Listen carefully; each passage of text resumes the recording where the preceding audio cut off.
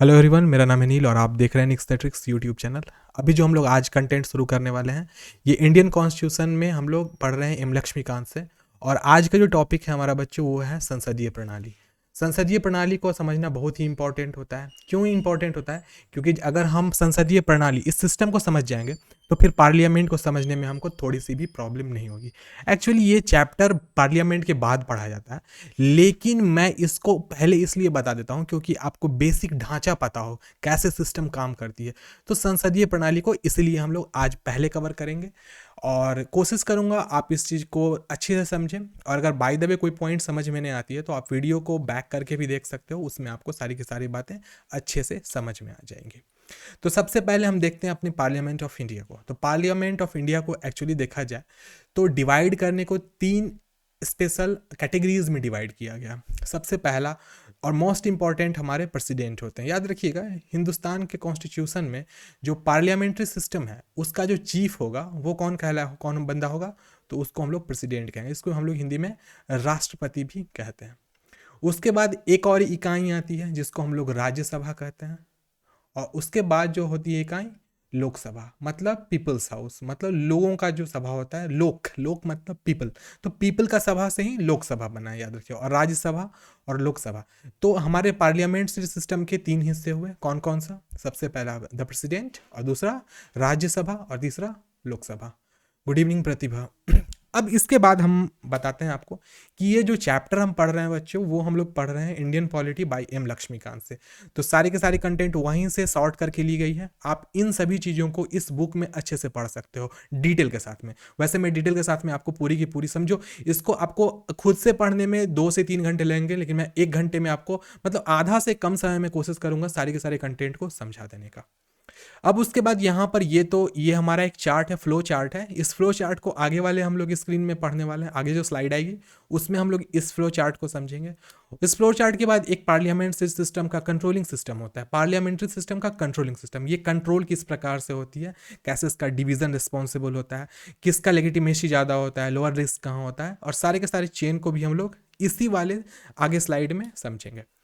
उसके बाद मैं बता दूं, ये हमारी इंडियन पॉलिटी की 9th चैप्टर है। मतलब इंडियन पॉलिटी जो हमारा एम लक्ष्मीकांत बुक है, इसका 9th चैप्टर है। सारी की सारी चीज़ें हमारे YouTube channel nix the tricks पर भी स्ट्रीम की जाती है आधे घंटे के बाद में। नीचे हमारे सोशल कनेक्ट्स हैं, आप इन सोशल कनेक्ट से हमसे कनेक्ट भी हो सकते हैं। अब ये हमारा मेन टॉपिक में हम लोग पढ़ेंगे कौन सा क्या पॉइंट को? पार्लियामेंट्री सिस्टम को। पार्लियामेंट्री सिस्टम को हम लोग हिंदी में क्या कहेंगे? तो संसदीय प्रणाली। भारतीय संविधान में संसदीय प्रणाली। तो भारतीय संविधान में संसदीय प्रणाली को समझते हैं, उससे पहले हम इंपॉर्टेंट आर्टिकल्स को देख लेते हैं। अब इंपॉर्टेंट आर्टिकल बोलोगे आप बच्चों की, क्यों, क्या ऐसा काउस है जो पहले हमको आर्टिकल समझना है? तो एक्चुअली हमारे जो लेवल हैं एग्जामिनेशन के, चाहे बीपीएससी हो, चाहे एसआई वाले हो, या स्टेट लेवल हो, इसमें आर्टिकल से ही रिलेटेड ज़्यादा क्वेश्चंस होते हैं। हाँ, आर्टिकल को डिफाइन करके हम लोग इसलिए समझ लेते हैं क्योंकि वो हमें याद रह सके। तो सबसे पहला हमारा जो सेंटर में होगा, सेंटर आप समझते हो, सेंट्रल केंद्र में 74 और 75 आर्टिकल होगा पार्लियामेंट्री सिस्टम से। और स्टेट में आर्टिकल हमारा 163 और 164 होता है। तो इस चीज़ को भी आप याद रखिएगा। देखो, ये सब चीज़ को हमारे लक्ष्मीकांत के बुक में डायरेक्ट नहीं लिखा हुआ है कि ये आर्टिकल पढ़ना है। इसको मैं जान के आपके सामने में इंट्रोड्यूस बार बार करता हूँ क्योंकि आप आर्टिकल्स को बहुत ही फ्रिक्वेंटली याद कर लो। देखो, सबसे पहले हम लोग आर्टिकल 74 को देखते हैं। What is article 74? ऑलरेडी मैं बता चुका हूँ इसको। There shall be a council of minister with the prime minister at the head to aid and advise the president who shall in the exercise of function act in accordance with such advice, provided that the president may require the council of ministers to reconsider with advice either generally or otherwise, and president shall act in accordance with the advice tendered after such reconsideration। देखो, English की बहुत बड़ी line थी, सामान्य शब्द में आप समझिएगा। आर्टिकल 74 क्या कहता है? आर्टिकल 74 यह कहता है कि हमारे जो प्रधानमंत्री होंगे उनको उनके पास उनको एडवाइस देने के लिए, मतलब उनको निर्देश देने के लिए एक काउंसिल उनकी गठन करी जाएगी जो मंत्रिमंडल कहलाएगा। और वो मंत्रिमंडल का मुख्य कार्य यह होगा कि वह कोरम बनाएंगे। मंत्रिमंडल में कोरम होता है, कोरम में 1/10 पीपल का मतलब वोट मान्य होता है, ध्यान रखिएगा इसको। तो कोरम जो होता है, उस कोरम में में जो भी मेंबर्स होंगे, चाहे वो हायर कोरम हो लोअर कोरम हो, वो मैटर नहीं करता है, तो उसके जितने भी मेंबर्स होंगे वो सब किनको एडवाइस देंगे, तो हमारे पीएम को एडवाइस देंगे किसी भी काम करने के लिए, और पीएम फिर उसको फाइनलाइज कराएंगे किसके पास जाकर के, तो प्रेसिडेंट साहब के पास कराएंगे जाकर के। यही है आर्टिकल 74 का कहना। फिर उसके बाद हमारी नेक्स्ट आर्टिकल आती है 75, ये भी सेंटर की आर्टिकल है। इसमें क्या है, the prime minister shell appointed by president. तो जो हमारे प्राइम मिनिस्टर होंगी उनकी नियुक्ति किनके द्वारा की जाएगी, तो उनकी नियुक्ति हमारे प्रेसिडेंट के द्वारा की जाएगी, मतलब राष्ट्रपति के द्वारा की जाएगी। And other minister shall be appointed by president on the advice of prime minister. और अन्य मंत्रिमंडल में जो भी मेंबर्स होंगे, सदस्य होंगे, उनकी नियुक्ति किनके द्वारा की जाएगी, प्रेसिडेंट के ही द्वारा की जाएगी, लेकिन किसके एडवाइस पर, तो प्राइम मिनिस्टर साहब एडवाइस देंगे, निर्देश देंगे किनको, राष्ट्रपति को, कि इस व्यक्ति को मंत्रिमंडल के हिस्से में यह मंत्रालय दिया जाए। तो आप शायद आर्टिकल 74 और 75 को अच्छे से समझ गए होंगे। और ये सारी की सारी बातें ऑलरेडी मैं पढ़ा चुका हूं बच्चों। आप लोग जिस टाइम में हम लोग पढ़ रहे थे प्राइम मिनिस्टर, तो सारी की सारी आर्टिकल्स आई थी। अब उसके बाद क्या है, the minister shall hold the office during the pleasure of president. और उसके बाद क्या होती है कि अगर प्रेसिडेंट साहब नहीं रहते हैं तो उस समय पे क्या होगा कि जितने भी मिनिस्टर्स होंगे, मंत्रिमंडल के सदस्य होंगे, वो जगह संभालेंगे। क्लियर है। अब नेक्स्ट है हमारा आर्टिकल 163। देखो बच्चों, आर्टिकल 163 में क्या लिखा हुआ है, the governor is advised by council of minister which is headed by chief minister.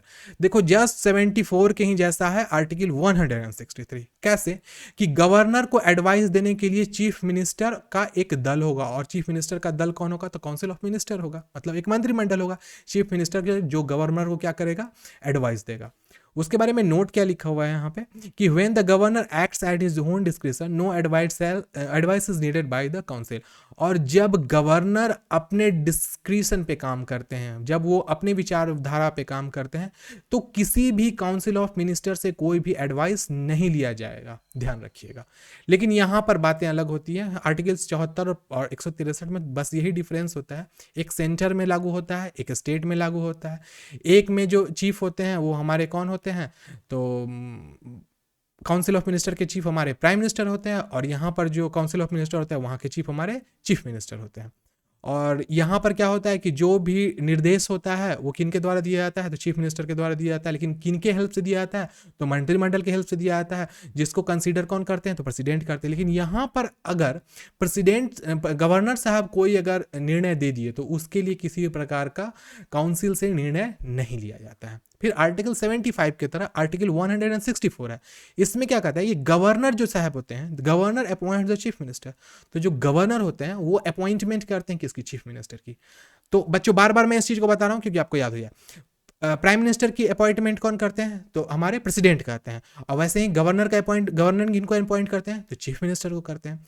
उसके बाद क्या है, chief minister recommends governor on the appointment of minister. और उसके बाद चीफ मिनिस्टर ही रिकमेंड करते हैं गवर्नर को कि किसको किसको मिनिस्टर बनाना है मंत्रालय में। समझ रहे होंगे आप इस चीज को। तो आर्टिकल 74, देखो मैं इस चीज को यहां पर लिख कर समझा देता हूं। आर्टिकल जो 74 होगा ये कहां पर होगा, ये हमारा होगा सेंटर में। और आर्टिकल 163 ये कहां होगा, हमारा स्टेट में। ध्यान रखना है इस चीज को। फिर आर्टिकल 75 ये कहां होगा, सेंटर में। और आर्टिकल 164 ये कहां होगा, स्टेट में। 74 में किस चीज के बारे में होती है, तो 74 में इस चीज, देखो शॉर्ट में समझिएगा, 74 में प्राइम मिनिस्टर को एडवाइस देने के लिए एक मंत्रिमंडल होगा। 163 में सीएम को एडवाइस देने के लिए एक मंत्रिमंडल होगा। 75 में क्या होता है, 75 में है कि प्राइम मिनिस्टर की जो नियुक्ति होगी वो किन के द्वारा होगी, तो राष्ट्रपति के द्वारा होगी। और 164 में क्या होता है कि चीफ मिनिस्टर होगी, उनकी नियुक्ति किन के द्वारा होगी, तो गवर्नर के द्वारा होगी। बस यही चीजें हैं हमारे इस आर्टिकल के बीच में रिलेशन। अब हम लोग नेक्स्ट जो हम लोग देखने वाले हैं वो हमारा क्या है, देखिए नेक्स्ट है हमारा इंडियन पार्लियामेंट्री सिस्टम का जो फ्लो चार्ट है। ये इस फ्लो चार्ट को मैंने जिस टाइम में कॉन्स्टिट्यूशन पढ़ाना शुरू किया था उस टाइम में बताया था, और अभी फिर से बता रहा हूँ। जिस बच्चे को उस टाइम में नहीं समझ में आया था वो आप अच्छे से अभी समझ लीजिएगा। अब जिन लोगों को याद होगा आप बता सकते हो, वेस्टमिंस्टर सिस्टम जो है ये पद्धति किस कंट्री से ली गई है। बच्चे जवाब दीजिए जल्दी से, क्योंकि मैं इसको फर्स्ट क्लास में बताया था। जो लोग मेरे फर्स्ट क्लास में होंगे उनको पता होगा। जल्दी से जवाब दीजिए, वेस्टमिंस्टर सिस्टम किस कंट्री के कॉन्स्टिट्यूशनल स्टाइल है, किस कंट्री का कॉन्स्टिट्यूशनल स्टाइल है, बता दीजिए जल्दी से, जल्दी बताओ जी, कमेंट जल्दी आना चाहिए, लेट नहीं कीजिए, आपके जुबान पे होना चाहिए। वेस्टमिंस्टर सिस्टम, चलो हिंट देते हैं, वेस्टर्न जर्मनिक। अब तो बोल दो, बहुत हुआ, वेस्टर्न जर्मनिक बोल दिया तो पूरा क्लियर मैंने बता दिया, वहीं से वेस्टमिंस्टर लिया गया। कोई नहीं बोल रहे हैं, ब्रिटेन है सर, कहाँ कहाँ बताइए। ब्रिटेन। एकदम सही, वेस्टमिंस्टर सिस्टम जो है ये जर्मेनिक है, मतलब ब्रिटेन का है, ध्यान रखना है इस चीज़ में। तो ये चीज़ आपको याद रखना है, बहुत इंपॉर्टेंट है बच्चों। आप भूल जाओगे ऐसे छोटे मोटी बातें तब तो गड़बड़ हो जाएगा, इज्जत पे पड़ जाएगी मेरी। तो चलो हम लोग इंडियन पार्लियामेंट्री सिस्टम को ध्यान से देखते हैं। देखो यहाँ पर जो फ्लो चार्ट में सबसे ऊपर बताया गया है, ये हमारा क्या है, तो ये हमारा इंडियन पार्लियामेंट्री सिस्टम। इसको जो सब डिवाइड किया गया है। अब सबसे पहले हम लोग इसमें देखते हैं राइट साइड से। राइट साइड में कहा गया है कि इंडियन पार्लियामेंट्री सिस्टम के पास होगा क्या, एक प्रेसिडेंट होगा। एक प्रेसिडेंट मतलब एक राष्ट्रपति होगा, जो कि हेड ऑफ स्टेट होगा। एकदम ध्यान से समझना प्लीज, आपसे एकदम रिक्वेस्ट है, इस पॉइंट को, इस फ्लो चार्ट को अगर समझ गए तो पार्लियामेंट्री सिस्टम और पार्लियामेंट को आप एकदम चुटकी में समझ जाओगे, और वो भी स्टैंडर्ड होगा आपका यूपीएससी लेवल का, ध्यान रखना है इस चीज को।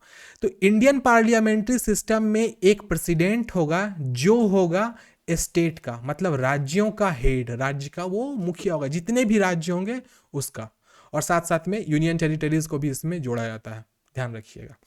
उसके बाद क्या है, बीच वाला हम लोग देखते हैं, इंडियन पार्लियामेंट्री सिस्टम के पास होगा क्या, एक एग्जीक्यूटिव ब्रांच होगा और एक लेजिस्लेचर होगा। तो पहले हम लोग देखते हैं एग्जीक्यूटिव ब्रांच को, जिसमें कौन कौन होंगे। अब जो हमारे इंडियन पार्लियामेंट्री सिस्टम में एग्जीक्यूटिव ब्रांच होगा, उसमें कौन कौन होगा, तो उसमें सबसे पहला हमारा होगा, उसमें कंपेराइज करें, कंपेराइज करने मतलब होता है उसके अंदर कौन कौन होंगे। तो उसके अंदर सबसे पहले व्यक्ति जो होंगे उनको कहेंगे हम लोग प्राइम मिनिस्टर। उसके बाद क्या होगा, प्राइम मिनिस्टर की मदद करने के लिए कौन होगा, एक उनका कैबिनेट होगा, जिसको हम लोग कैबिनेट मिनिस्टर कहेंगे, एंड द एडमिनिस्ट्रेटिव मशीनरी। अब एडमिनिस्ट्रेटिव मशीनरी और जो हमारा कैबिनेट ऑफ मिनिस्टर रहेगा, उसके साथ में एक पीएम होगा, जो गवर्नमेंट का कौन होगा, मुखिया होगा। तो आप यहां पर तक समझे।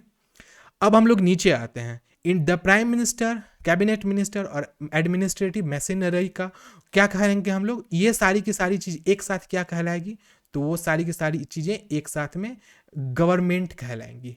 गवर्नमेंट मतलब क्या, सरकार। तो सरकार, एक्चुअली सरकार किसको कहते हैं, आपके सामने में एक प्रश्न आएगा, आपसे पूछ दिएगा सरकार क्या है, तो सरकार का मतलब मोदी नहीं बच्चों, याद रखना सरकार का मतलब क्या होता है। सरकार का मतलब सबसे पहले एक पीएम होगा, उस पीएम को मदद करने के लिए उसका एक मंत्रिमंडल होगा, और उस मंत्रिमंडल के अंदर में एक एडमिनिस्ट्रेटिव मशीनरी होगी, जिसका की चीफ प्राइम मिनिस्टर खुद होते हैं। अब हम लोग बात करेंगे नेक्स्ट, हम लोग ये ओन ओरिजिन कहां से किया गया है। तो जो इंडियन पार्लियामेंट्री सिस्टम को लिया गया है बच्चों, इसको लिया गया है वेस्टमिंस्टर सिस्टम में।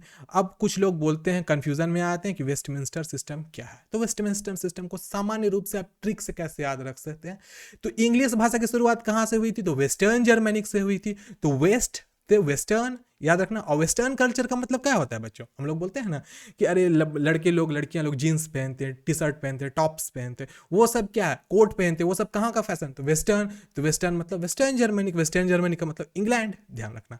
तो वेस्टमिंस्टर सिस्टम जो होता है, ये कहाँ की पद्धति है कॉन्स्टिट्यूशन की, तो ये इंग्लैंड की पद्धति है, ठीक है। अब हम लोग देखते हैं, यही इंडियन पार्लियामेंट्री सिस्टम का एक सेपरेट फॉर्म होगा, इज नॉट सेपरेट फॉर्म, यह अलग नहीं होता है, किस चीज से, तो लेजिस्लेचर से। अब लेजिस्लेचर क्या है, अब इस चीज को आप लोग ध्यान से समझिएगा। तो लेजिस्लेचर जो होता है, ये बाइकैमल लेजिस्लेचर होता है। बाइकैमल का मतलब होता है, बाई मतलब होता है दो, एक्रेमल मतलब होता है फॉर्म, दो फॉर्म में इसमें लेजिस्लेचर के होते हैं, जिसकी दो इकाई होती है, मतलब ये बाइकैमल फॉर्म का दो इकाई होता है, जिसके अंदर एक होता है राज्यसभा और एक होता है हमारा लोकसभा। आप इसको ध्यान में रखिएगा। सबसे पहला क्या होगा हमारा राज्यसभा, उसके बाद क्या होगा लोकसभा। जो किसके लिए अकाउंटेबल होता है, जवाबदेह होता है, तो गवर्नमेंट के लिए। मतलब जो गवर्नमेंट चलेगी वो किसके अंदर अंतर्गत चलेगी, किसके अंदर चलेगी, कहाँ पे चलेगी, तो वो सबसे पहले राज्यसभा में चलेगी और साथ साथ में कंपेराइज करके वो लोकसभा में चलेगी। तो ये अलग अलग भी हो सकता है और साथ मिल के भी हो सकता है, ध्यान रखिएगा। अब इसमें एक और चीज है, तो अब यहां से देखिए गवर्नमेंट तो जवाबदेह होंगे इसके, लेकिन कहां जवाब देने हुए, तो could initiate no confidence against, तो चाहेगा तो जो हमारा लोकसभा होगा वह अविश्वास मत पारित नहीं कर सकता है, किसके लिए, तो सरकार के लिए। तो देखो इस बात को ध्यान रखना, क्योंकि लोकसभा मतलब हाउस ऑफ पीपल, तो हाउस ऑफ पीपल जहां पे लोगों के द्वारा, देखो पीपल जहां पर आ गया तो वो सबसे पावरफुल होगा। ध्यान रखिए इंडियन कॉन्स्टिट्यूशन के हिसाब से जहां भी आपको पीपल शब्द मिलेगा वो समझ लेना सबसे ज्यादा पावरफुल है। इसलिए लोकसभा राज्यसभा में ज्यादा पावरफुल लोकसभा को माना। देखिए दोनों तो हमारे लेजिस्लेचर के ही हिस्से हैं, विधायकी के ही हिस्से हैं, लेकिन इसमें कहा गया था ना कि भाई किसको ज्यादा पावर दोगे, तो भाई लोकसभा को ज्यादा देंगे। और राज्यसभा, तो राज्यसभा बस 19-20 का अंतर है, ज्यादा कोई अंतर नहीं होता है। तो आशा करते हैं आप इस वाले टेबल को अच्छे से समझ गए होंगे। अगर आपको नहीं समझ में आया तो इसकी जो पीडीएफ मिलेगी उसमें मैं बगल में साइड में थोड़ा थोड़ा कोट लिख दूंगा, जिससे कि आप आसानी से समझ लो। और ये जो तीर होता है, अगर तीर के दोनों तरफ में एरो है मतलब एक दूसरे से ये कोरिलेटेड है, याद रखिएगा। अगर तीर एक तरफ से है तो इधर से इधर रिलेशन है, लेकिन इधर से इधर मतलब वापिस नहीं होता है, और इधर से इधर रिलेटेड है, तो ध्यान रखिएगा। गवर्नमेंट जवाबदेह होती है लोकसभा के लिए, लेकिन लोकसभा हमारा कोई भी नो कॉन्फिडेंस गवर्नमेंट के लिए नहीं लागू कर सकता है। तो शायद यहां तक हमारे इंडियन पार्लियामेंट्री सिस्टम का फ्लो चार्ट था, तो शायद आप इसको अच्छे से समझ गए होंगे। अब हम लोग नेक्स्ट देखते हैं क्या हमारा जो पार्लियामेंट्री सिस्टम है इसके बारे में कुछ इंपॉर्टेंट फैक्ट समझते हैं, जो बेसिक नॉलेज आपके पास होनी चाहिए। सबसे पहले क्या कहा गया है, the constitution of the India provides for parliamentary form of government both at centre and in state. मतलब भारत का जो संविधान है वह राज्य और केंद्र दोनों में सरकार के संसदीय स्वरूप का प्रावधान करता है। Article 74 and 75 deals with parliamentary system at the center and article 164 and 63 in the state। मैंने इस चीज को आप लोग को थोड़ी देर पहले ही बताया है कि जो हमारा आर्टिकल अनुच्छेद 74 और 75 है यह कहाँ कार्य करता है, तो बच्चों ये केंद्र में कार्य करता है। कहाँ, किस चीज की, संसद प्रणाली की। और अनुच्छेद 163 और 164 यह कहाँ कार्य करता है, तो ये हमारा राज्य में कार्य करता है। तो आप इसको अभी कहीं क्लास में याद कर लेना।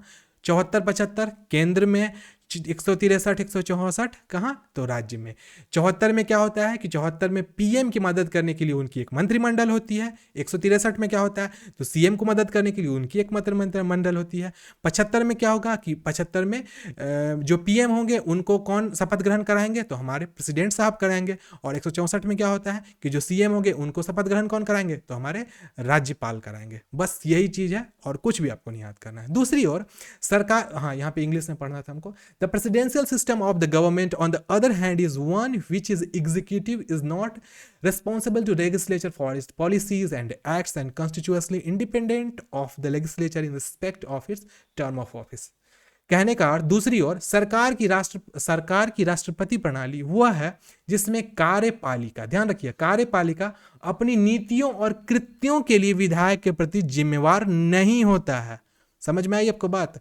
मतलब क्या, याद रखिए, जो कार्यपालिका होगी वो अपने काम के लिए या फिर वो जो भी कुछ कर रही है उसके प्रति विधायिका के प्रति वो जिम्मेदार नहीं होता है, और अपने कार्यकाल के संबंध में विधिका से संबंधित रूप से स्वतंत्र होती है। अब आप इस शब्द को हिंदी में भी अच्छे से नहीं समझोगे, मुझे पता है, मैं आपको इस चीज को अपने तरीके से समझाता हूँ। देखिए जो प्रेसिडेंशियल सिस्टम होता है ना, वो एक तरीके से देखा जाए तो संवैधानिक तौर पे इंडिपेंडेंट होता है। मतलब कि जो प्रेसिडेंट होंगे उनके लिए कोई स्पेशल नियम कानून नहीं होता है, याद रखिएगा इस चीज को, इसी चीज को कहना है। पार्लियामेंट के चीफ कौन होंगे, तो हमारे प्रेसिडेंट होंगे, और प्रेसिडेंट के लिए कोई विशेष प्रकार का नियम नहीं होता। आपको ही पता होगा उनको बहुत सारी चीज़ों से अलग करके रखा जाता है, उनके ऊपर कानून कार्रवाई नहीं कर सकता है, उनको मौत की सजा नहीं हो सकती है, याद रखिएगा, जब तक वो पद पे होते हैं। तो इसी चीज़ को कहना है कि वो जो कॉन्स्टिट्यूशनली देखा जाए तो इंडिपेंडेंट नहीं होता है। किस चीज़ के लिए? लेजिस्लेचर के लिए। और उनका जब तक कार्यकाल चलता है, किनका? प्रेसिडेंट का, तब तक के लिए इस चीज़ को मान्य किया गया है। उसके बाद नेक्स्ट हमारा आता है फीचर्स ऑफ पार्लियामेंट्री गवर्नमेंट, मतलब संसदीय सरकार की विशेषताएं। अब इनकी विशेषताएं क्या है, क्या क्या इनमें इंपॉर्टेंट है। तो सबसे पहला है द फीचर और the principle of parliamentary government in India. आज सबसे पहले क्या, तो भारत में संसदीय सरकार की विशेषताएं या सिद्धांत क्या क्या है। देखो सबसे पहला है नॉर्मल एंड रियल एग्जीक्यूटिव, बार बार इस चीज की चर्चा होती है। अब मैं आपसे पूछ देता हूं, यहाँ पे आप लोग मत देखना, बस मेरी बात को सुनना, थोड़ा याद करवाऊंगे, रिवीजन भी हो जाएगा हम लोग का। देखो हमारा जो सेंट्रल सिस्टम है उसमें जो मैंने कहा है एक नाम मात्र के व्यक्ति होते हैं और एक सच में किसी का इंपॉर्टेंस होता है। तो नाम मात्र के कौन, पूरे पूरे प्रेसिडेंशियल सिस्टम में कौन सा ऐसा व्यक्ति होता है जो सिर्फ नाम मात्र का उनको पोस्ट मिला रहता है लेकिन वो किसी काम के नहीं होते हैं। तो वो हमारे कौन है, तो वो हमारे प्रेसिडेंट हैं। याद रखिए उनके पास, वो हिंदुस्तान के प्रथम नागरिक हैं, उनके पास सारी शक्तियां होती हैं लेकिन सिर्फ कहने के लिए, बस पेपर पे उनकी शक्तियां। मेन शक्ति किसके पास होती है, रियल एग्जीक्यूटिव कौन हुआ, मेन शक्ति किसके पास है, तो हमारे पीएम के पास होती है। ध्यान रखिए, क्योंकि वो किसका, वो मंत्रिमंडल का चीफ होता है। और मंत्रिमंडल किन के द्वारा चुना जाता है, तो पीपल के द्वारा चुना जाता है। तो पीपल के द्वारा मतलब वी द पीपल, जिनके द्वारा जो चुना गया वही इंपॉर्टेंट होता है। इसी यही कारण है कि प्रेसिडेंट का चुनाव भी नहीं होता है। ध्यान रखिएगा, अगर व्यक्ति ही मतलब पीपल ही दो दो राजनेताओं को विशिष्ट रूप से चुनने लगे तो उसमें मतलब समझो तो बाइफर्केशन हो जाएगा, दो भाग में डिवाइड हो जाएगा पूरी की पूरी कॉन्स्टिट्यूशन। इसलिए प्रेसिडेंट का ना चुनाव नहीं होता। ध्यान रखिएगा, किनके द्वारा, पीपल के द्वारा वो चुने नहीं जाते हैं। पीपल मतलब आम जनता के द्वारा, इस चीज को ध्यान में रखना है। अब क्या है, नाम मात्र और वास्तविक कार्यपालिका अधिकारी कौन होते हैं, कार्यकारी अधिकारी कौन होते हैं, तो इस चीज को यहाँ पर वास्तविक तौर पे लिखा गया है। The president is the nominal executive, जिनको द ज्यूर एग्जीक्यूटिव कहते हैं। द ज्यूर एग्जीक्यूटिव लैटिन टर्म है, या फिर उसको टिट्यूलर एग्जीक्यूटिव कहते हैं। टिट्यूलर का अर्थ होता है क्या, नाम मात्र, कहने के लिए सिर्फ। तो राष्ट्रपति नाम मात्र के कार्यपालिका होते हैं, न्यायिक कार्यकारी या नाम मात्र के कार्यकारी भी उनको कहा जाता है। देखो टिट्यूलर का एक और अर्थ होता है कहने के लिए सिर्फ, टिट्यूलर का अर्थ कहने के लिए कहा जाता है, मतलब शब्द में समझिएगा। When the prime minister is real executive, और देखा जाए वास्तविक तौर पे कौन होते हैं रियल एग्जीक्यूटिव, जबकि प्रधानमंत्री वास्तविक कार्यकारी मतलब वास्तविक काम करने वाले व्यक्ति होते हैं। 10 इस प्रकार से the president is head of state, तो प्रेसिडेंट कौन हो जाता है, तो राष्ट्रपति राज्य का प्रमुख होता है। While the prime minister is head of the government, जबकि प्रधानमंत्री कौन होता है, सरकार का मुखिया होता है। तो आप इसको ध्यान से रखना। मैंने अभी पीछे वाले स्लाइड में बताया था आपको कि जो प्रेसिडेंट होते हैं वो राज्यों के चीफ होते हैं, जितने भी राज्य हैं उनके, और पूरे के पूरा जो गवर्नमेंट है उसका चीफ कौन होता है, तो पीएम होते हैं। ध्यान रखना इस चीज को। नेक्स्ट है हमारा मेजोरिटी पार्टी रूल है। अब मेजोरिटी पार्टी रूल है, बहुमत दल शासन क्या है। अब बहुमत क्या होता है इस चीज को मैं आपको बतलाता हूँ। तो the political party which secures majority seat in the Lok Sabha forms the government. देखो आई ना बात, लोकसभा, लोकसभा मतलब किसके द्वारा चलने वाला, पीपल के द्वारा चलने वाला, मतलब पीपल वहां पे अपने रिप्रेजेंटेटिव्स भेजते हैं काम करने के लिए। तो लोकसभा में वह राजनीतिक दल जो लोकसभा में बहुमत प्राप्त करता है वही क्या बनाता है, वही सरकार बनाता है। आप इसको समझ रहे होंगे। जैसे कि अगर इमेजिन कीजिए इंडियन नेशनल कांग्रेस और भारतीय जनता पार्टी अगर पूरे देश में चुनाव करती है और पता चलता है कि बीजेपी को सबसे ज्यादा सीट मिला, उसको बहुमत मिल गया, तो सरकार कौन बनाएगी, बीजेपी बनाएगी। सिंपल सी बात है। The leader of the party is appointed by the prime minister, sorry the leader of the party is appointed as the prime minister by the president. और अब एक और पॉइंट आता है, यहाँ पे मैंने मिस कर दिया कि प्राइम मिनिस्टर कैसे चुने जाते हैं। तो देखो प्राइम मिनिस्टर के चुनाव के लिए कौन व्यक्ति प्राइम मिनिस्टर बनेगा, इसके लिए कोई विशेष प्रावधान हमारे कॉन्स्टिट्यूशन में नहीं दिया हुआ है। तो भाई उनको किसको कैसे किसी व्यक्ति को हम प्राइम मिनिस्टर बना देंगे। तो सबसे पहले जितने भी मेंबर्स हैं हमारे पार्टी के, उस पार्टी के जितने मेंबर्स हैं उन सबों के बीच में एक मतलब समझो तो एक नॉमिनल पॉल होता है, वोट होता है, और जिस व्यक्ति पर पूरे पार्टी को सबसे ज्यादा भरोसा होता है उसी व्यक्ति को बना दिया जाता है प्राइम मिनिस्टर, और कोई बात नहीं, और उसमें कोई भी हो सकता है। अब फिर बोलिएगा आप कि अब इमेजिन कीजिए एक जगह एक मंत्रिमंडल में दो ऐसे व्यक्ति हैं जो बहुत ज्यादा भरोसे वाले हैं, तो उसमें आपसी रंजिश ना हो इसके लिए बैठ करके, देखो सारे लोग बुजुर्ग होते हैं और पढ़े लिखे होते हैं, वो लोग लड़ाई करने वाले नहीं होते। इसे ऐसा नहीं होता है कि सत्ता के लिए एकदम पूरा एक दूसरे से भिड़ जाएंगे वहीं के पूरे। वैसे एक बात बता दे रहा हूँ, लोकसभा में बहुत ज़्यादा कुर्सी वगैरह फेंका जाता है, आपको पता होना चाहिए। कभी कभार आप लोग देखोगे लोकसभा का बैठक चल रहा है, पता चला एक ही पार्टी वाले को किसी की बात समझ में नहीं आया, वो कुर्सी उठा के फेंक देता है और उसमें लोग को चोट वोट भी लग जाता है। तो ये सब ऐसी लड़ाइयाँ वहाँ होती हैं। तो ये सब लड़ाई वैसे खतरनाक तब हो जाती है जब लोकसभा में जो रिप्रेजेंटेटिव्स स्टेट के होते हैं वो थोड़े से बदमाश होते हैं। अब बदमाश नेता आपको पता होगा कौन होते हैं, कौन ये सब अच्छा अच्छा काम कर सकते हैं, आप भी समझते होंगे। तो वो लोग कुर्सी वगैरह फेंक देता है, कुर्सी तोड़ देता है, जो माइक होता है उसको नोच वोच लेता है। तो ऐसा पहले होता था, लेकिन उसके बाद जो संचालक होते हैं वो उन लोगों को पूरा एकदम बोल देते हैं कि आपकी सदस्यता रद्द कर दी जाएगी, आप ऐसे मत कीजिए।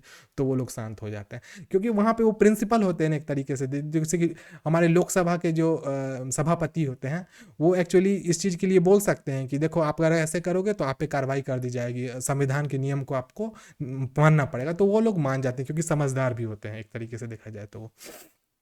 अब उसके बाद क्या कहते हैं कि other ministers are appointed by the president on the advice of prime minister. तो प्राइम मिनिस्टर की नियुक्ति कौन करेंगे? प्रेसिडेंट करेंगे। और अन्य जो मिनिस्टर्स होंगे वो किन के एडवाइस पे, मतलब पीएम के एडवाइस पर राष्ट्रपति के द्वारा नियुक्त करे जाएंगे। उसके बाद है कलेक्टिव रेस्पॉन्सिबिलिटी, मैंने आपको बताया था, सामूहिक जिम्मेवारी। फिर से आपको एक बार रिवाइज कर देता हूँ, बार बार सुनोगे तो याद हो जाएगा। एक क्लास में 50 बच्चों का एक क्लासरूम है, उसमें जो बैक बेंचर्स होते हैं बदमाश होते हैं। अगर ऐसी परिस्थिति आए जिसमें बैक बेंचर्स ने कोई बहुत खराब बदमाशी क्लास में कर दी, तो प्रिंसिपल आएंगे तो सिर्फ बैक बेंचर्स को नहीं पीटेंगे, पूरे के पूरे क्लासरूम को पीट देंगे। तो यही को कहने का अर्थ है कलेक्टिव रेस्पॉन्सिबिलिटी। मतलब the principle of the collective responsibility implies for the Lok Sabha can remove the ministry, that is the council of minister headed by the prime minister from office by passing a vote of no confidence। मतलब क्या होगा कि सामूहिक जिम्मेवारी के सिद्धांत का तात्पर्य यह है कि लोकसभा अविश्वास प्रस्ताव पारित करके मंत्रालय यानी प्रधानमंत्री की अध्यक्षता में मंत्रिपरिषद को पद से हटा सकती है। और मंत्रिपरिषद में कौन आते हैं? पूरे के पूरे मंत्रिमंडल आते हैं, और उसमें जितने मेंबर्स होते हैं वो सारे के सारे डिसॉल्व हो जाएंगे उस केस में, अगर एक व्यक्ति भी कुछ गलत कर दे। इसीलिए यहाँ पर कलेक्टिव रिस्पॉन्सिबिलिटी होती है, हर मिनिस्टर को सबके साथ मिलजुल के काम करना पड़ता है। और अगर कोई मिनिस्टर उस केस में अगेंस्ट जाता है तो उस मिनिस्टर को बोला जाता है कि भैया आप त्यागपत्र दे दो। बस सिंपल सी बात उनके लिए ही कही जाती है। आपने दल बदल समझा है ना? दल बदल तो आपको भी नहीं पता होगा, या पता होगा तो आप समझ सकते हो। कब एक पार्टी बीजेपी में फला व्यक्ति था, पता चला गया कि अगले जब संसदीय कार्यकाल हुआ तो बीजेपी छोड़ के चला गया कांग्रेस में। क्यों? क्योंकि वही सामूहिक जिम्मेवारी में उसको पसंद नहीं आ रहा था, उसको वो चीज़ खल रहा था। तो क्या करेगा? वो दल बदल लेगा, अब चला जाएगा इधर वाले दल को छोड़कर, बीजेपी छोड़ के कांग्रेस में चला जाएगा। कांग्रेस वाले को बुरा लग गया तो बीजेपी वाले तो हमेशा चाहते ही रहते कि आ जाओ पूरे कांग्रेस हमारे में मिल जाओ, फिर पूरा सरकार तो हमारा ही होगा। तो ये वैसे एक व्यक्ति हमारा ओपोनेंट होना चाहिए। जब तक कोई ओपोनेंट नहीं रहेगा तो मज़ा नहीं आएगा। पता चलेगा दक्षिण कोरिया वाला स्थिति हो जाएगा, पता चलेगा किम जोंग का शासन चलेगा, तो उस केस में मज़ा नहीं आएगा, ध्यान रखिएगा। इसलिए एक ऑपोजिशन में होना चाहिए, थोड़ा बहुत मज़ा वगैरह भी आता है। जैसे कि हमारे पप्पू जी हैं, उनको पे भी कमेंट वगैरह हो जाता है पूरा अच्छा खासा संसद में। और वैसे मैं आपको बता देता हूँ, गूगल पे सर्च करोगे ना पप्पू, तो सबसे पहले उन्हीं का फोटो आता है, ध्यान रखना है इस चीज़ को। वैसे कुछ चीज़ है लास्ट में बता दूंगा, अभी तो यूट्यूब पे स्ट्रीम हो रहा है, लास्ट में जाते जाते बताएंगे गूगल पे क्या सर्च करोगे तो क्या दिखेगा। देखिए, उसके बाद है पॉलिटिकल होमोजेनिटी। अब इस चीज़ को समझिए, राजनीतिक एकरूपता क्या है। तो राजनीतिक एकरूपता में क्या होती है? यूजुअली सामान्य तौर पे members of the council of minister belong to the same political party and hence they share the same political ideology. इस चीज़ को मैंने भी तुरंत बताया है कि आमतौर पे मंत्रिपरिषद के सदस्य एक ही राजनीतिक दल के होते हैं, इसीलिए वे एक ही राजनीतिक विचारधारा को साझा करते हैं। मतलब सबके विचार बराबर होने चाहिए। कोई भी व्यक्ति अगर विपरीत विचारधारा को होगा, या तो उसको दल छोड़ना पड़ जाएगा और नहीं तो उस पर कार्रवाई हो जाएगी पार्टी के द्वारा। उसके बाद क्या कहता है? In the case of coalition government the ministers are bound by consensus. और अगर गठबंधन सरकार हो जाए, आप लोग गठबंधन जानते हो, गठबंधन क्या होती है, मैं अभी तुरंत बता देता हूँ। तो गठबंधन सरकार के मामले में मंत्री आम सहमति के बंधे हुए होते हैं। देखो मतलब समझो, आप गठबंधन सरकार को आपको सेंटर में नहीं समझा पाऊंगा, मैं आपको स्टेट में समझाऊं, क्योंकि यहाँ पे गठबंधन वाली सरकार बहुत बार बन चुकी है। अब देखो, जैसे कि नीतीश कुमार की पार्टी है, लालू यादव की पार्टी है। अब दोनों और एक एक तरफ में तीन पार्टियां को हम लोग ले लेते हैं, एक बीजेपी को ले लेते हैं स्टेट में, साथ में नीतीश कुमार को ले लेते हैं, और उसके बाद हम लोग ले लेते हैं किनको, तो राजद को ले लेते हैं। अब क्या होता है, फिर लोक जनशक्ति पार्टी, सब पार्टी को और सभी पार्टियों को ले लेते हैं। अब क्या होता है कि एक ऐसी परिस्थिति आती है, मान लीजिए 5 सीट था, 5 सीट में 3 पार्टी में 2 पार्टी को क्या क्या हुआ कि 2-2 सीट मिली, एक पार्टी को 1 सीट मिली। तो उस केस में तो ऐसी स्थिति दिखेगी कि पता चलेगा 2 पार्टी जीत रही है, एक पार्टी हार रहा है। उस केस में क्या होगा कि एक पार्टी वाला चाहेगा कि गठबंधन कर ले किसी के साथ और अपनी पार्टी में एक को मिलाएंगे, तो उससे हमारी सीट की संख्या 3 हो जाएगी, तो हम जीत जाएंगे। तो इसके लिए क्या होता है कि 2 पार्टी एक साथ मिल जाते हैं। तो 2 पार्टी जब कोलेट होते हैं, मतलब कोलेशन गवर्नमेंट जब बनती है, तो उस केस में क्या होता है कि मंत्रियों के बीच में आम सहमति होती है, सब लोग मिला जुला के करते हैं, क्योंकि उनको सरकार चलाना होता है, क्योंकि वो उनकी पार्टी तो जीत नहीं रही थी। तो उन्होंने क्या किया, किसी एक पार्टी को अपने मिला लिया, और उसके बाद वो क्या कर गए, विनर हो गए। तो विनर हो गए, तो अब देखो, भले किसी का एक ही वोट आया और तब हम जीते, बल्कि उसका आया ना, तो उसको कुछ ना कुछ तो इंपॉर्टेंस देना ही पड़ जाता है उस केस में। यही होता है राजनीतिक एकरूपता, और राजनीतिक एकरूपता सेंटर में बहुत कम देखी गई है, राज्यों में बहुत ज़्यादा होती है। राज्य में गठबंधन सरकार बहुत आमतौर पर बना दी जाती है। उसके बाद आती है हमारी बातें डबल मेंबरशिप की। ये सब ज़्यादा इंपॉर्टेंट नहीं है, वैसे मैं एक बार क्लियर कर देता हूँ। देखिए, डबल मिनिस्ट्री क्या होती है। The ministers are members of both the legislative and the executive. This means that a person can not a minister without being a member of parliament. इस चीज़ को आप अच्छे से जानते हो कि मंत्री विधायिका और कार्यपालिका दोनों के सदस्य होते हैं। इसका अर्थ यह हुआ कि कोई व्यक्ति सांसद का एक सदस्य हुए बिना मंत्री नहीं हो सकता है। मतलब कि आपको मंत्री बनने के लिए आपको सांसद बनना पड़ेगा, और आपको कहीं ना कहीं से मेंबर ऑफ पार्लियामेंट, एमपी या फिर एमएलए होना पड़ेगा, तभी आप नेता कहलाइएगा। उसके बाद है लीडरशिप ऑफ द मिनिस्टर, प्रधानमंत्री का नेतृत्व। ये क्या कहता है कि the prime minister plays the leadership role in the system of government. He is leader of council of minister, leader of parliament and leader of party in power. देखो, इस चीज़ को भी हम लोग प्राइम मिनिस्टर पढ़े थे, तो हम क्लियर किए थे कि राज्य में इस प्रणाली में देखा जाए तो प्रधानमंत्री की नेतृत्व की भूमिका में नहीं आता है। मतलब कि प्रधानमंत्री जो होता है वो एक तरीके से देखा जाए तो क्या होता है, राजा होता है। राजा होता है किस प्रकार से, क्योंकि वो मंत्री परिषद का नेता होता है। जो पार्टी विनर होती है उसमें सभी लोगों का मन मिला करके एक व्यक्ति पे भरोसा करके जिनको प्रधानमंत्री बनाया जाता है, तो वो एक तरीके से उस पार्टी का चीफ हो गया। उसके बाद क्या होता है, संसद का नेता। तो जो हमारे संसद होते हैं, तो विनर पार्टी का जो चीफ होगा वो ऑलरेडी वहाँ का क्या होगा, नेता होगा। और सत्ता पार्टी में भी नेता, और सत्ता पार्टी तो क्या हो गई, जो विनिंग पार्टी का एक पोस्ट होता है। मतलब एक होता है ना, एक अपोजिशन होता है, एक विनिंग पार्टी होती है। अपोजिशन कौन होते हैं, जो जीतने वाले पार्टी के अगेंस्ट में होती है। तो जीतने वाली पार्टी है उसका चीफ होगा, तो वही आदमी को क्या बनाया जाएगा, प्रधानमंत्री बनाया जाएगा। सिंपल सी बात है। उसके बाद आता है डिसोल्यूशन ऑफ लोअर हाउस, मतलब निचले सदन का विघटन। अब विघटन कैसे होता है, ध्यान देना इसको। तो the lower house of parliament, देखो ऊपरी हाउस, ऊपरी सदन और निचली सदन। तो लोअर हाउस को हम लोग क्या कहते हैं, लोअर हाउस मतलब लोकसभा। एल से लोअर और एल से लोक, ध्यान रखना, इजी है याद करने के लिए। Can be dissolve bye the president on the recommendation of prime minister. मतलब कि अगर लोकसभा को विघटन करना होता है तो प्राइम मिनिस्टर कहते हैं किनको, राष्ट्रपति को, कि लोकसभा को विघटित कर दीजिए, मतलब उसको खत्म कर दीजिए। उसके बाद है सेक्रेसी, बहुत इंपॉर्टेंट चीज़ है। अब देखो, कोई मिनिस्टर होगा तो मिनिस्टर के पास पूरे देश की ना गुप्त जानकारियां होती हैं। तो गुप्त जानकारी में जिस टाइम में मिनिस्टर वो बनते रहता है, तो जिस टाइम में आपको हम मंत्रिमंडल पढ़ा रहे थे बच्चों, आपको याद होगा, उस टाइम में आपको बताए थे कि वह एक कसम खाता है। और वो क्या कसम खाता है, तो उस दिन मैंने पूरा का पूरा आपको कसम पढ़ के भी सुनाया था, तो मुझे याद नहीं है, तो आपको पता होना चाहिए कि वो जो सेक्रेसी होती है, मतलब जो गोपनीयता होती है, उसका एक बहुत बड़ा फरमान होता है। उस फरमान को हमारे राष्ट्रपति साहब जो जो चीज़ बोलते जाते हैं, उस नेता को हूबहू उसी चीज़ को रिपीट करना पड़ता है, तभी उनकी नियुक्ति होती है पोस्ट पे। अदर देन दैट, अगर वो बीच में अगर गड़बड़ करता है तो उसको या तो रिपीट करना होता है, और नहीं तो अगर बीच में अगर वो बोला हम नहीं बोलेंगे, तो भैया नहीं बोलोगे तो नेता नहीं बनोगे, सिंपल सी बात है। वैसे ऐसा होता नहीं है, क्योंकि सब लोग पढ़े लिखे होते हैं, कोई वहाँ बदमाशी नहीं करता है। अब उसमें क्या है, the minister operates on the principle of secrecy of procedures and can not divulge information about their proceeding policies and decision. मतलब देखो, मंत्री परिषद में देखा जाए तो ऐसे सिद्धांत होते हैं जिसमें अपनी वो कार्यवाही, नीतियां या फिर निर्णय, इस सब चीज़ के बारे में किसी के साथ शेयर नहीं करता है, ना ही अपने परिवार वालों के साथ, और अगर दूसरे कंट्री वाले के साथ कर दिया तब तो वो देशद्रोही कहलाएगा। तो इसीलिए वो सेक्रेसी की शपथ लेता है, the oath of the secretary secrecy before entering in the office, और वो कसम खाता है सेक्रेसी का, जितने भी गोपनीयता होती है उसका वो शपथ लेता है अपने ऑफिस में इंटर करने से पहले। ऑफिस में इंटर का मतलब कहता है कि वो अपने कार्यालय में जो ज्वाइनिंग होता है उससे पहले वो गोपनीयता ही क्या करते हैं, वो शपथ लेते हैं। The oath of secretary of the minister is administrated by president.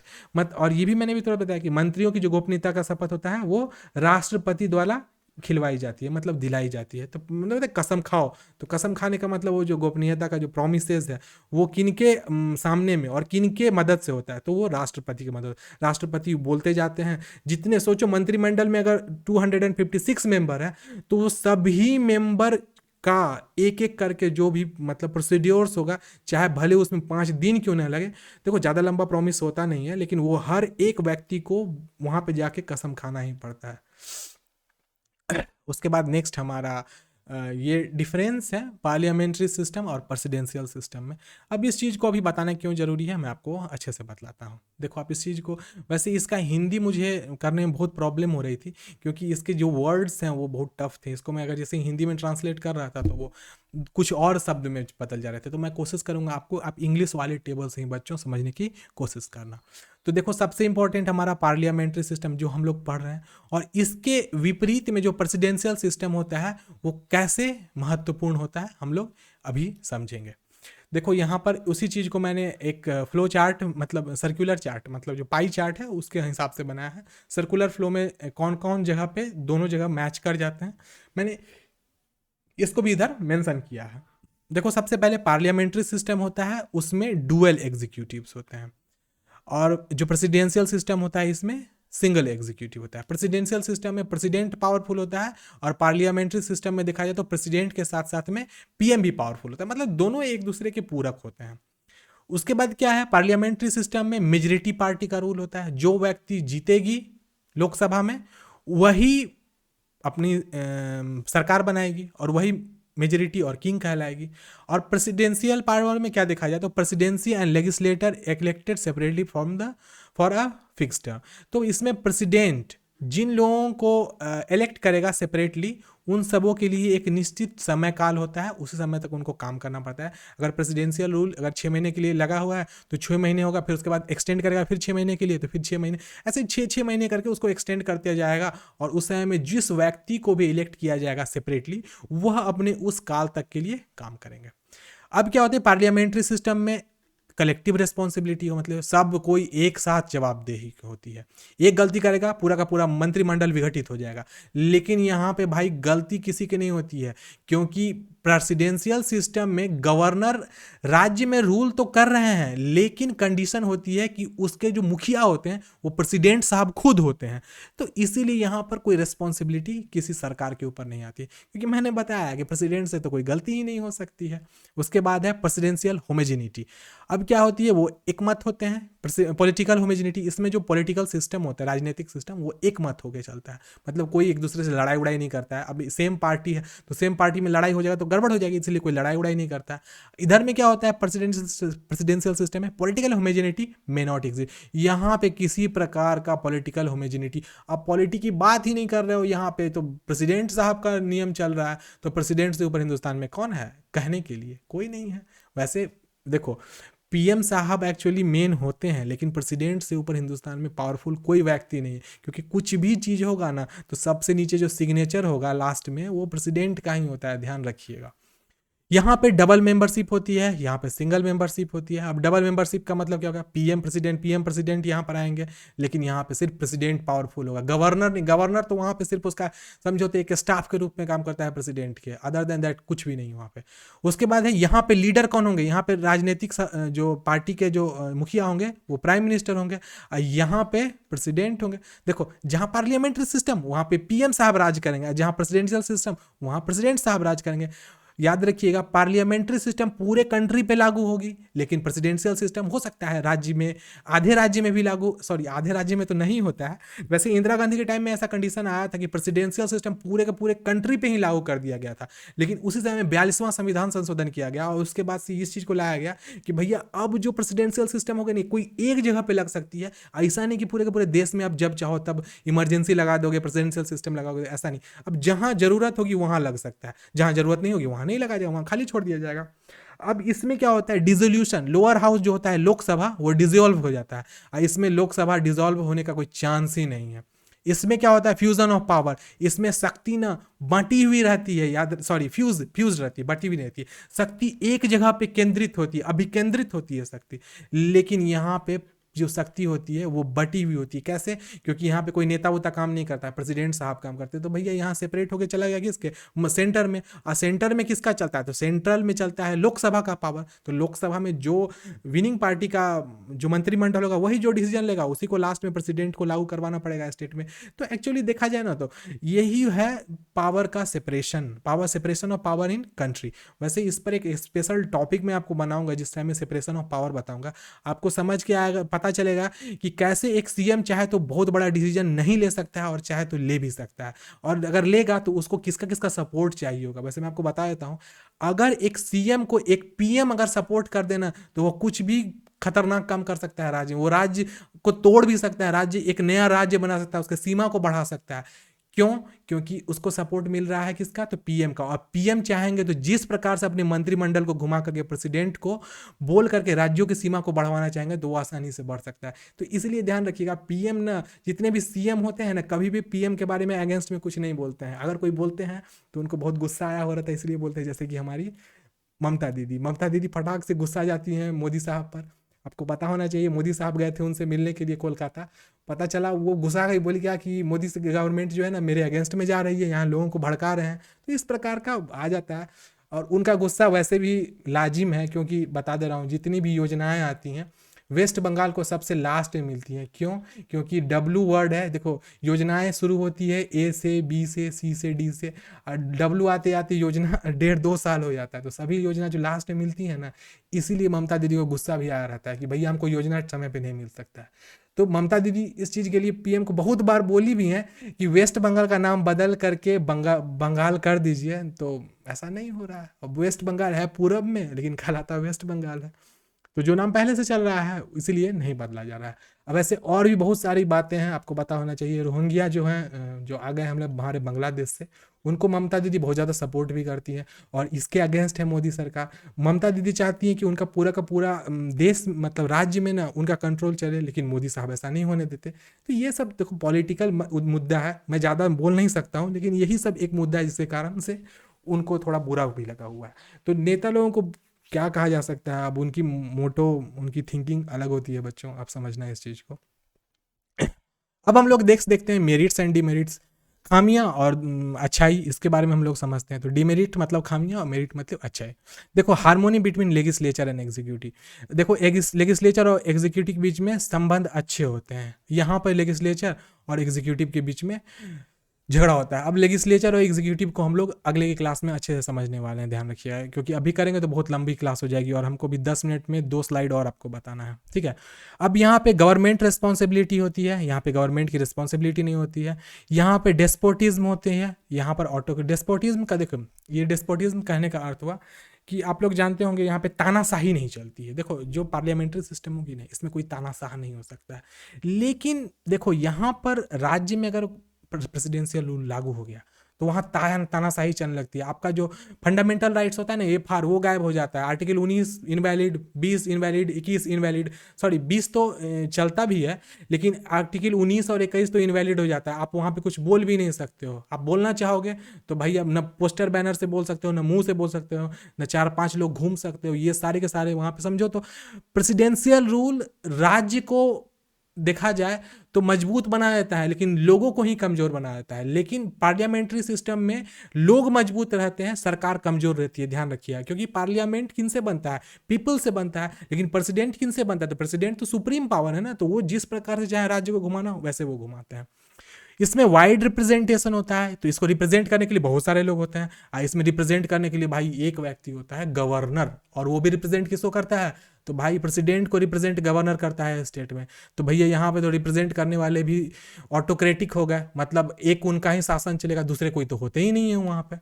अब दूसरी हम लोग आते हैं इसके डिमेरिट्स। पार्लियामेंट्री सिस्टम के डिमेरिट क्या है, इसमें गवर्नमेंट अनस्टेबल होती है, मतलब कहने का क्या, पता चलेगा वाद विवाद, संसद में लड़ाई, सदन में हंगामा होते ही रहेगा आपको।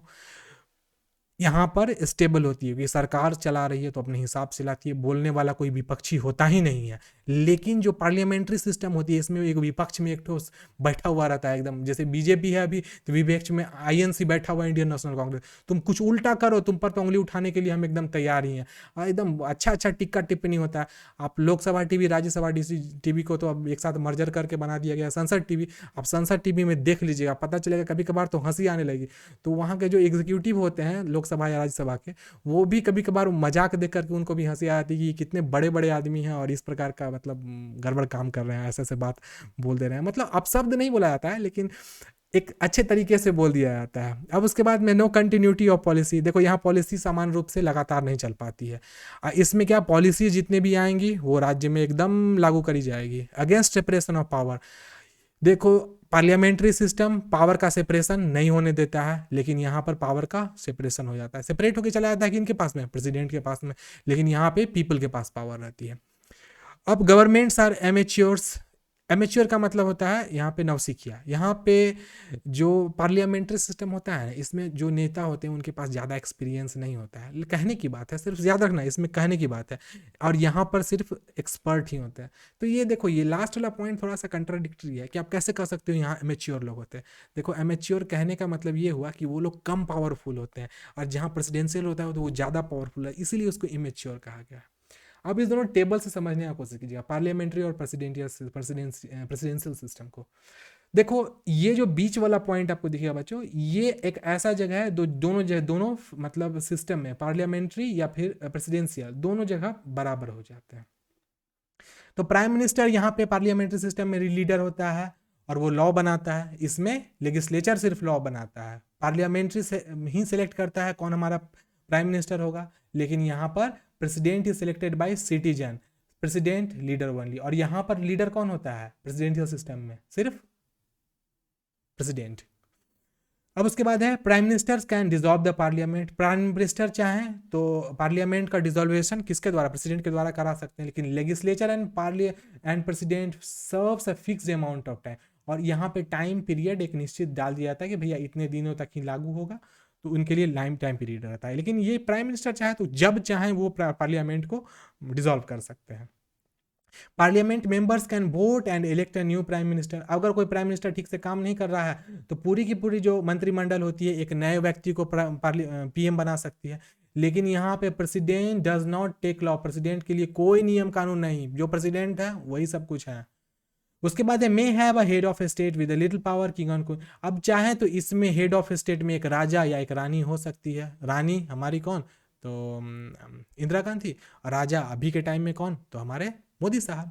लेकिन इसमें president is head of state and executive, और देखा जाए प्रेसिडेंशियल सिस्टम में प्रेसिडेंट ही सब कुछ होते हैं।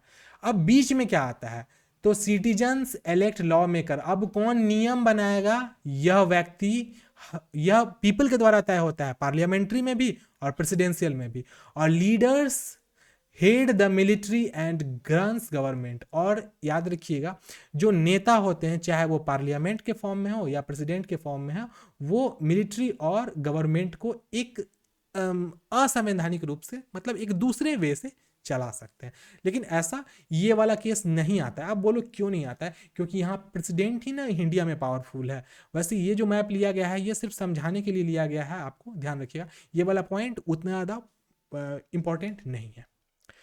अब देखो ये सिस्टम को हम लोग इस फोटो से ज़्यादा अच्छे से समझेंगे कि प्रेसिडेंशियल सिस्टम और पार्लियामेंट्री सिस्टम कैसे काम करता है। देखो प्रेसिडेंट, अब ये जो व्यक्ति को आप देख रहे हो ये हमारे यहाँ पे प्रेसिडेंट है, और प्रेसिडेंट के मतलब समझो ये पीछे जितने लोग खड़े हैं ये सब कौन हो गए, तो ये सब हो गए उनके मतलब समझो तो फॉलोअर्स, एकदम अंधभक्त कह सकते हो।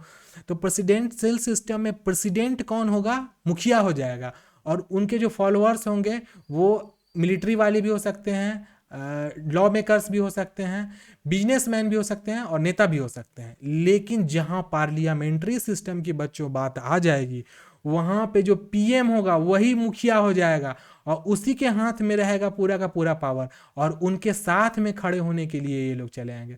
मतलब प्रेसिडेंशियल सिस्टम में सब पीछे पीछे चलेगा, मतलब पिछलग्गू बन के, लेकिन पार्लियामेंट्री सिस्टम होगा तो सब साथ में एक साथ चलेंगे। यहाँ पे पावर शक्तियों का बंटवारा बराबर रूप से सभी के पास रहेगा। लेकिन प्रेसिडेंशियल सिस्टम में शक्ति सारी की सारी किनके पास रहेगी? प्रेसिडेंट के पास रहेगी, और ये सब सिर्फ उनके पिछलग्गू रहेंगे, बस जैसा प्रेसिडेंट साहब बोलेंगे उनको करना ही पड़ेगा। तो शायद इस फोटो से आप प्रेसिडेंशियल सिस्टम और पार्लियामेंट्री सिस्टम को समझ गए होंगे।